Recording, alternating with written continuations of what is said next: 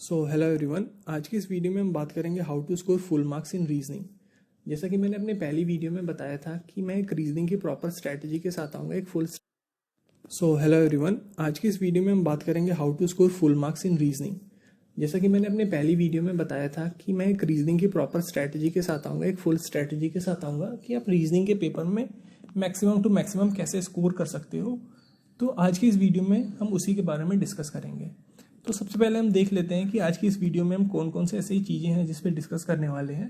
तो सबसे पहले टॉपिक क्या क्या है जो पेपर में आते हैं, डू एंड डोंट्स आपको क्या करने हैं क्या नहीं करने हैं पेपर में, टाइम मैनेजमेंट आपको टाइम कैसे मैनेज करना है, उन 20 मिनट्स को कैसे मैनेज करना है आपको, क्वेश्चन का लेवल क्या रहता है, फिर चाहे वो पीओ का पेपर हो या क्लैरिकल का पेपर हो, और मॉक्स एक इंपॉर्टेंट रोल प्ले करता है आपके सिलेक्शन में। तो आपको मॉक्स देने हैं नहीं देने हैं, कौन से मॉक्स देने हैं, कब देने हैं, इन सारी चीज़ों पे आज की इस वीडियो में हम बात करेंगे।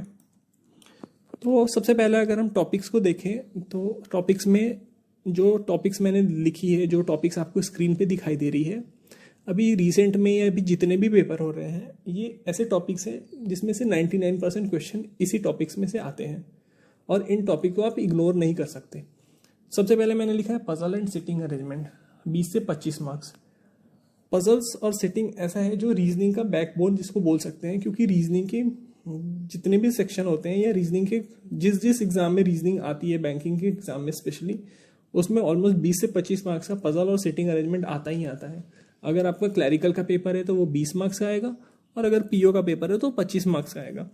डायरेक्शन 3 से 5 मार्क्स। डायरेक्शन में अगर आप पीओ का पेपर दे रहे हो तो 3 या उससे भी कम हो सकता है। अगर क्लर्क दे रहे हो तो 3 से 5 मार्क्स के बीच में कहीं पे भी आ सकते हैं, उससे कम भी हो सकता है। Alpha numeric series specially clerical में आती है जो कि 5 मार्क्स की हो सकती है, 3 मार्क्स की हो सकती है, 1 मार्क्स की भी हो सकती है। अगला जो है वो कोडिंग डिकोडिंग 3 से 5 मार्क्स। 3 से 5 मार्क्स यानी कि पीओ का अगर पेपर है तो आपको 3 मार्क्स तो मैक्सिमम देखने को मिलेंगे और क्लैरिकल का पेपर है तो 5 मार्क्स का। इनपुट आउटपुट जैसे मैंने लिखा है मोस्टली इन पीओ। अब कुछ लोगों को ऐसा लग रहा होगा कि इनपुट आउटपुट क्यों लिखा है, ये तो मेंस का टॉपिक है। तो आप लास्ट ईयर के पेपर्स को देख लेना, बहुत सारे ऐसे एग्जाम्स हुए हैं जिसमें इनपुट आउटपुट भी पूछे गए हैं, प्रीलिम्स में भी। तो ऐसे घबराने की कोई बात नहीं है। जो इनपुट आउटपुट का लेवल होता है वो ईजी होता है। अगर प्रीलिम्स में आपसे पूछा जाए तो ये मोस्टली पीओ के पेपर में देखने को मिलता है, लेकिन कभी कभी आपको क्लैरिकल में भी देखने को मिल सकता है। अगला जो मैंने लिखा है सिलॉग्स, 3 से 5 मार्क्स। अगेन अगर क्लैरिकल का पेपर है तो 5 मार्क्स, पीओ का पेपर है तो 3 मार्क्स या उससे कम ज़्यादा भी हो सकता है। ज़्यादा तो नहीं होगा, कम ज़रूर हो सकता है। अभी जो ट्रेंडिंग है वो सिलॉग्स में ओनली अ फ्यू वाला कॉन्सेप्ट चल रहा है और सारे एग्जाम में भी ओनली अ फ्यू से क्वेश्चन से, अगर आपके 5 क्वेश्चन है तो 3 क्वेश्चन ओनली अ फ्यू वाले कॉन्सेप्ट से ही रहते हैं, या फिर उसमें एडिशनल अगर वो चेंजेस करते हैं तो उसमें भी पॉसिबिलिटी के केसेस को वो लगा देते हैं, तो वो रहता है। अगला इनइक्वालिटी, 3 से 5 मार्क्स। अगेन अगर पीओ का पेपर है तो 3 मार्क्स या 4 मार्क्स ही होंगे और क्लैरिकल का पेपर है तो 5 मार्क्स या प्रॉपर 5 मार्क्स। अगला जो है वो है मिसलेनियस, 3 से 5 मार्क्स। 3 से 5 मार्क्स मिसलेनियस कहने का मतलब है कि जो जो सिंगल क्वेश्चन होते हैं, 1 मार्क्स के जो क्वेश्चन होते हैं, ऑल्दो सारे क्वेश्चन ही 1 मार्क्स के होते हैं, लेकिन जो जैसे कि कितने वर्ड फॉर्म हुए या इसके first letter, second letter, 8th letter, 10th letter मिला के कौन कौन से वर्ड फॉर्म होंगे वो, या फिर एक आपको वर्ड लिखा रहता है उसमें आपको काउंट करना पड़ता है कि इसके लास्ट से और इसके फर्स्ट से मिला के आपको कितने ऐसे लेटर हैं जो फॉर्म हो रहे हैं, ऐसे करके। तो वो सारे क्वेश्चन आते हैं जो मिसलेनियस में हम देख सकते हैं। आगे की स्लाइड में हम बात करेंगे कि पजल्स और सिटिंग अरेंजमेंट जो 20 से 25 मार्क्स से आते हैं उनमें ऐसे कौन कौन से ऐसे टॉपिक्स हैं या ऐसे कौन कौन से पजल्स या सिटिंग्स हैं। सो आप देख सकते हैं यहाँ मैंने पजल्स और सिटिंग्स के कुछ जो आजकल रिसेंट के एग्जाम में जो सारे टॉपिक्स हैं वो लिख रखे हैं मैंने।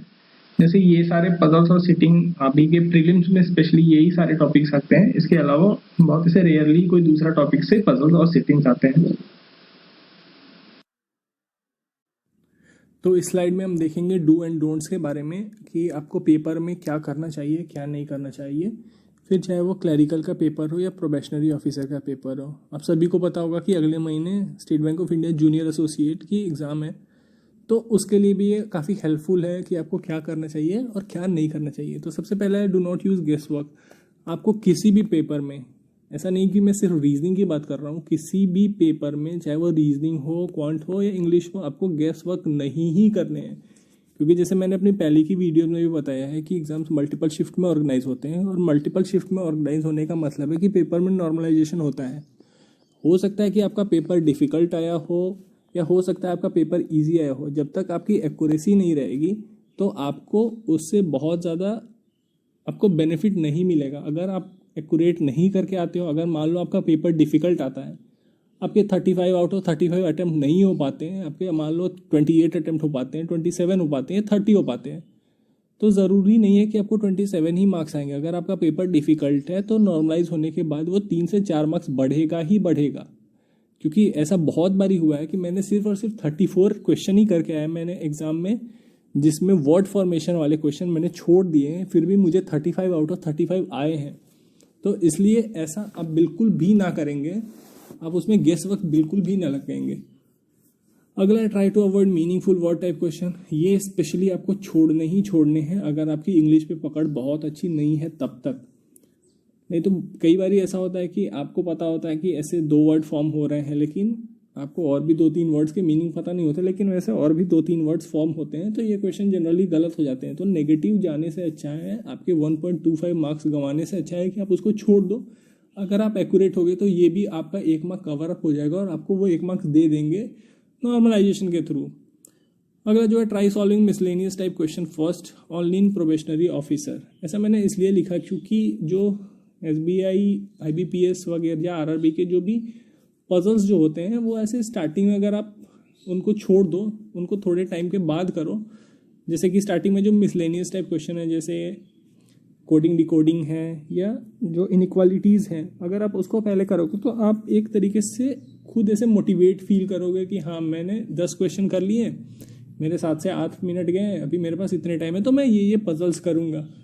तो उस टाइम पे आपको एक अंदर से आप सेल्फ मोटिवेटेड रहोगे, तो आपके पजल भी जल्दी जल्दी बनना शुरू होंगे और आपको वो ऐसे नहीं लगेगा कि मैं पजल में फंस गया। अगर मान लो किसी पजल्स में आप फंस भी जा रहे हो तो ऐसा नहीं होगा कि आपने कुछ भी नहीं अटेम्प्ट किया या पजल के कारण आपका पूरा पेपर बर्बाद हो गया। तो PO के पेपर में स्पेशली, क्योंकि उसका पेपर थोड़ा मॉडरेट या मॉडरेट टू डिफिकल्ट लेवल पे जाता है कभी कभी, तो इसलिए आप पहले उसमें मिसलेनियस टाइप के क्वेश्चन करोगे तो इससे आपको बहुत ज़्यादा बेनिफिट होगा। For clerical, start your paper with puzzles. मैं आपको क्लैरिकल के लिए या जूनियर एसोसिएट के लिए हमेशा ये सजेस्ट करूँगा कि आप उसमें जो पेपर है वो पजल से शुरू करो, क्योंकि पजल्स आपके 3 से 4 मिनट ज़रूर लगेंगे किसी भी पजल में। हो सकता है 2 मिनट भी लगे, 3 मिनट भी लगे, लेकिन आपको वो एक पूरा का पूरा 5 मार्क्स देंगे। आपको कोडिंग डिकोडिंग सॉल्व करने में भी आपको 3 से 4 मिनट लगेंगे, लेकिन वो आपको ऐसे क्या है कि आपको इंडिविजुअल क्वेश्चन रहते हैं। और लेकिन पजल्स का क्या है कि आप एक बारी में सॉल्व करोगे तो आप 5 के 5 क्वेश्चन कर लोगे। अब पजल स्टार्ट करने के लिए मैं इसलिए बोल रहा हूँ क्लैरिकल में, क्योंकि क्लैरिकल का जो पेपर होता है वो थोड़ा इजी लेवल का होता है। वो PO की तरह डिफिकल्ट या मॉडरेट टू डिफिकल्ट में नहीं आता है, वो मैक्सिमम टू मैक्सिमम आपको मॉडरेट लेवल पे जाएगा। तो अगर आप पजल से शुरू करते हो तो आपको एक मोटिवेशन उस टाइम में मिलेगी, और आप स्टार्ट करते के साथ ही पजल बनाना, या आप क्वेश्चन नंबर 1 से भी स्टार्ट करो तो आप 35 तक आराम से जा सकते हो, अगर आपकी स्पीड अच्छी हो तो, आपने अच्छी से प्रैक्टिस की है तो। आगे मैं एक अलग से वीडियो बनाऊंगा जिसमें मैं आपको बताऊंगा कि आपको पजल्स कैसे अटेम्प्ट करने हैं और मिनिमम टाइम में आप कैसे पजल्स को भी टैकल कर सकते हो, या कौन कौन से पजल आप छूओगे या कौन कौन से पजल आपको छोड़ने हैं वैसे टाइप के लिए।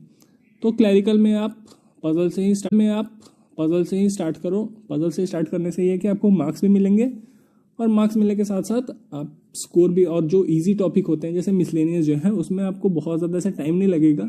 एक बार आपने पजल कर लिया, आपने 2 से 3 भी पजल कर लिए, आपके 15 मार्क्स इधर हो गए, सिक्योर हो गए, तो आपके मिसलेनियस जो भी है, चाहे वो कोडिंग डिकोडिंग हो, सिलॉक्स हो, या फिर इनइक्वालिटीज़ हो, या जो भी हो, तो वो वहाँ से भी आप अच्छा स्कोर कर सकते हैं। तो पहले आप क्लैरिकल के पेपर में पजल से स्टार्ट करें, मैं आपको ये सजेस्ट करूँगा, क्योंकि मैंने जितने भी पेपर अटैम्प्ट किए रीजनिंग के, तो मैं इन दोनों को, जैसे रीजनिंग में मैं प्रोबेशनरी ऑफिसर्स के पेपर में मिसलेनियस टाइप क्वेश्चन से सॉल्व करता था, और क्लैरिकल में तो खैर मैं क्वेश्चन नंबर 1 से शुरू हो जाता था, लास्ट के 35 तक जाता था।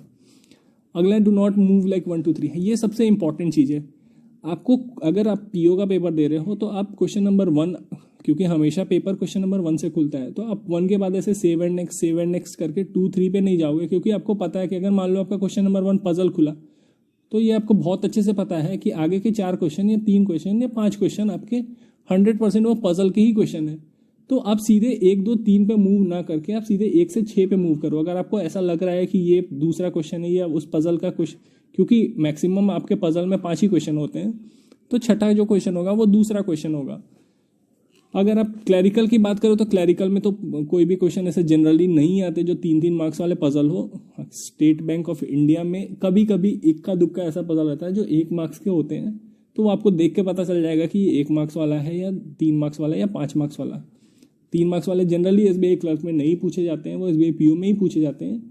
और 1 मार्क्स वाले 1 से 2 ही क्वेश्चन ऐसे होते हैं जो 1 से 2 मार्क्स वाले होते हैं, वो आपको देख के पता चल जाएगा। तो मैं आपको ये सजेस्ट करूंगा कि आप क्वेश्चन नंबर 1 से सीधे क्वेश्चन नंबर 6 पे मूव करो, क्वेश्चन नंबर 6 से क्वेश्चन नंबर 11 पे मूव करो।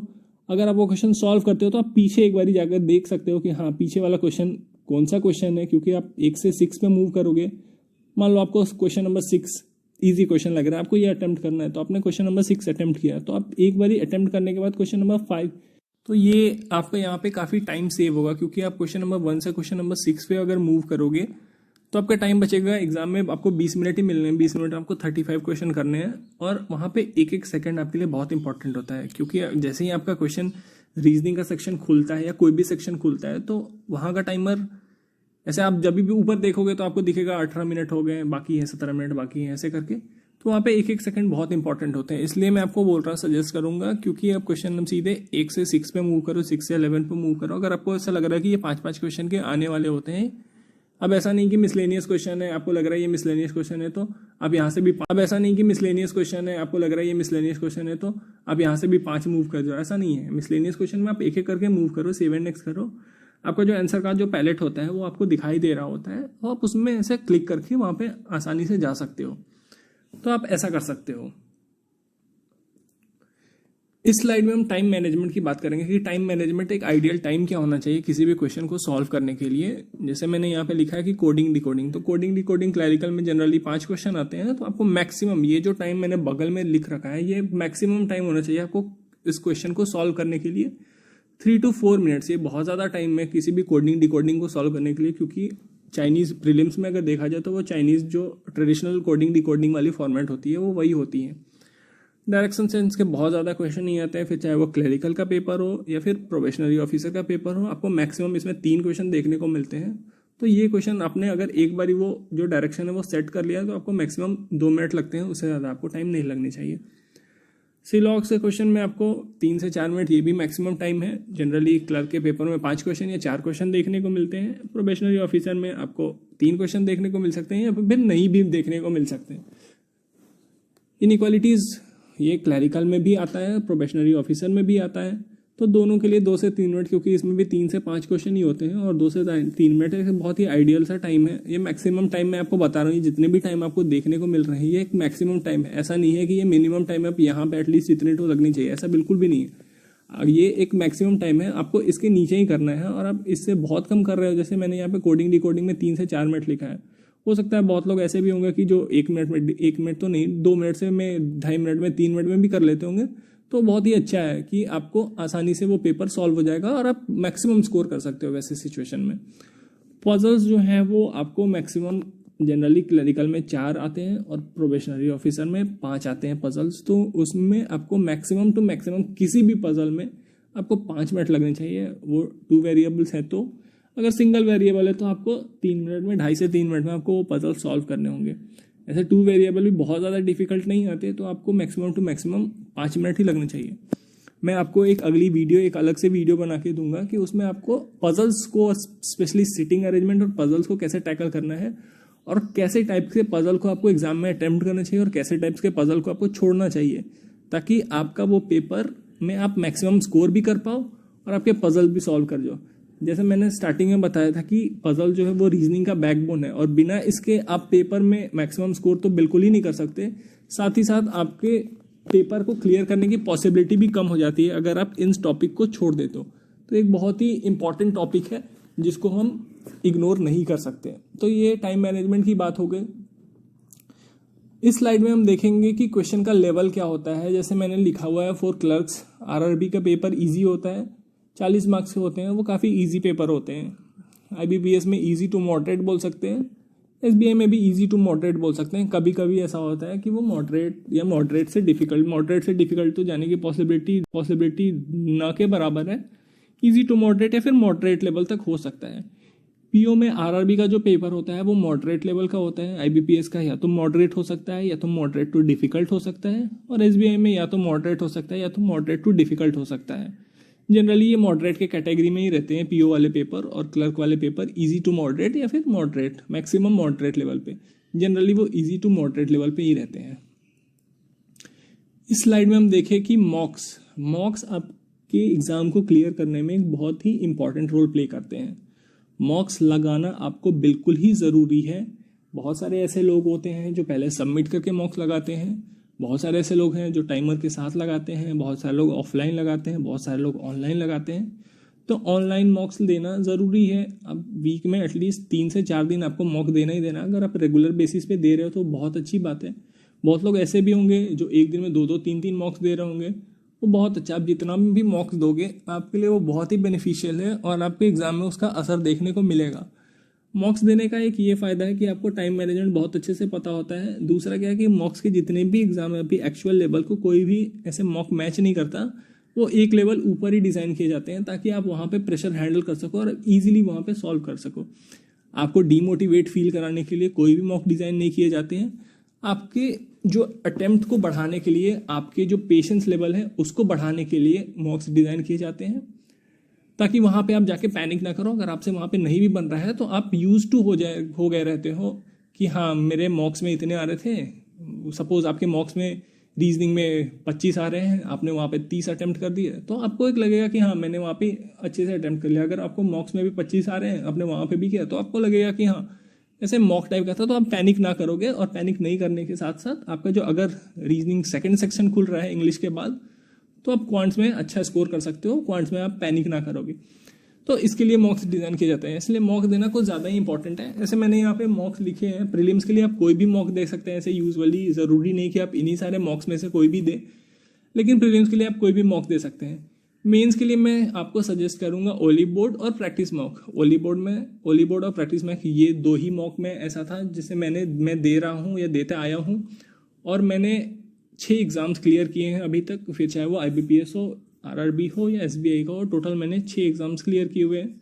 मैं आपको आगे कभी वीडियो में बना के दिखा दूंगा कि मैंने कौन कौन से एग्ज़ाम क्लियर किए हुए हैं। मैं उसकी जो भी स्क्रीनशॉट्स हैं या जो भी मेरे पास उसकी वैलिड प्रूफ्स हैं, मैं आपको दे दूंगा कि वो उसको मैंने कैसे कैसे एग्ज़ाम्स क्लियर किए। तो मैं मेंस के लिए इन दोनों पे ही डिपेंड करता था, ओली बोर्ड और प्रैक्टिस मॉक। प्रैक्टिस मॉक भी मैं बहुत ज़्यादा मैंने नहीं दी है, ओली बोर्ड पे मैं स्पेशली डिपेंड करता हूँ क्योंकि इसके क्वेश्चन का जो लेवल रहता है वो काफ़ी अच्छा रहता है। और वो हाँ ये थोड़ा सा 1-2 लेवल ऊपर ज़रूर रहता है, लेकिन वो आपको ऐसे पेशेंस रखना, ये एग्ज़ाम में आप पेशेंस कैसे रखोगे ये आपको ज़रूर सिखा देता है, ताकि आप एग्ज़ाम में जाके पैनिक ना करोगे। और अगर आप एग्ज़ाम में पैनिक ना करो तो आप वो एग्ज़ाम बिल्कुल ही क्लियर कर पाओगे। इसके साथ साथ मैं आपको एक और सजेशन दूंगा, आप कभी भी अगर एग्ज़ाम देने जा रहे हैं तो आप ये मत सोचो कि ये मेरा आखिरी एग्ज़ाम है, इसके बाद अगर मेरा नहीं हुआ तो क्या होगा, कैसे होगा, मैं किसको कैसे जवाब दूंगा, ऐसे कर दूंगा। अब बस एग्ज़ाम ये दे के सोच के जाओ कि इसके बाद भी मेरे पास बहुत सारे अपॉर्चुनिटीज़ हैं और ये पेपर मेरा क्लियर होना ही होना है, नहीं होने का तो कोई सवाल ही नहीं है। अगर आपका माइंडसेट ये रहेगा कि इसके बाद भी मेरे पास बहुत सारे अपॉर्चुनिटीज़ हैं, तो आप देख के आना कि आपकी परफॉर्मेंस अपने से बढ़ जाएगी, आप खुद को कॉन्फिडेंट फील करोगे और वो पेपर आपका बिल्कुल निकलेगा। ऐसा मन में ये बिल्कुल नहीं सोचना कि ये लास्ट पेपर है मेरा, ये नहीं होगा तो क्या होगा, कैसे होगा, मैं इतने साल से तैयारी कर रहा हूँ, ऐसे हो रहा है वैसे हो रहा है। सबका अपना अपना टाइम होता है, सबकी एग्ज़ाम क्लियर करने का अपना टाइम होता है, सबकी अपनी अपनी स्ट्रैटेजीज होती हैं और सबके पास। सो आई होप आपको ये वीडियो अच्छी लगी हो। अगर आपको ये वीडियो अच्छी लगी हो तो please like, share and subscribe to my channel. Thank you friends.